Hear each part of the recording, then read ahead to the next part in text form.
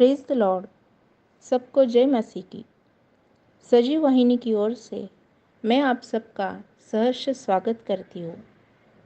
उपवास के 40 दिन और आज का 11वां दिन। यहूदा थेडियस प्रतिकूल परिस्थितियों का सामना करने वाला वफादार गवाह। परंतु प्रिय मित्रों, अपने परम विश्वास में स्वयं को विकसित करके और पवित्र आत्मा में प्रार्थना करके अपने आप को ईश्वर के प्रेम में बनाए रखें, क्योंकि आप अनंत जीवन में लाने के लिए हमारे प्रभु यीशु मसीह की दया की प्रतीक्षा करते हैं। यहूदा की पत्री पहला अध्याय 20 और 21 वचन। यहूदा, जिसे थेडियस के नाम से भी जाना जाता है, नए नियम में एक व्यक्ति है जिसका जीवन चुनौतियों और प्रतिकूल परिस्थितियों का सामना करने में विश्वास योग्यता और दृढ़ता की शक्ति का उदाहरण देता है। जबकि यहूदा को कुछ अन्य प्रेरितों की तरह पवित्र बाइबल में प्रमुखता से चित्रित नहीं किया गया है।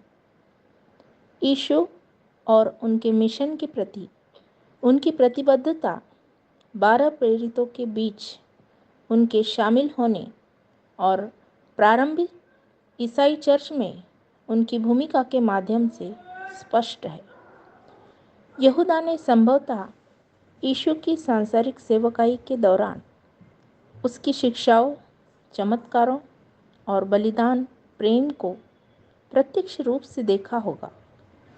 वह यीशु के साथ साथ चला, उससे सीखा और उसकी उपस्थिति की परिवर्तनकारी शक्ति का अनुभव किया। यीशु के पुनरुत्थान और स्वर्गारोहण के बाद यहूदा ने सुसमाचार संदेश फैलाने में महत्वपूर्ण भूमिका निभाई।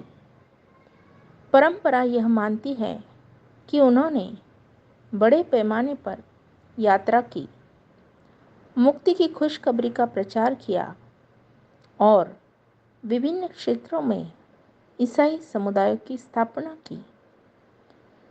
65 ईस्वी के दौरान जब यहूदा और शमौन फारस में एक साथ प्रचार कर रहे थे, तो वे दोनों एक साथ शहीद हो गए। शमौन को लकड़ी की आरी से आधा काट दिया गया और यहूदा को कुल्हाड़ी से काट दिया गया। यहूदा का जीवन हमें कठिनाइयों या विरोध का सामना करने पर भी मसीह के प्रति अपनी प्रतिबद्धता में वफादार और दृढ़ रहने की चुनौती देता है।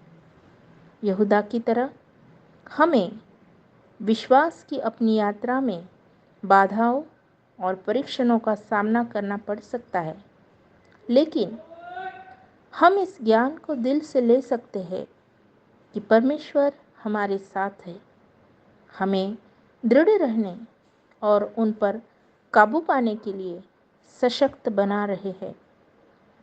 यहूदा हमें याद दिलाता है कि ईश्वर के राज्य में हमारा योगदान चाहे कितना भी छोटा या महत्वहीन क्यों न हो, ईश्वर की नज़र में महत्वपूर्ण है।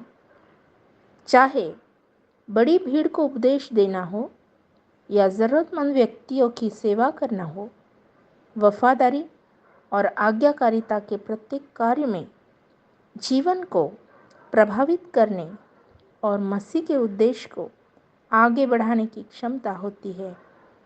हम यहूदा की तरह सुसमाचार की घोषणा में साहसी बने, यह जानते हुए कि परमेश्वर की ताकत हमारी कमज़ोरी में परिपूर्ण होती है।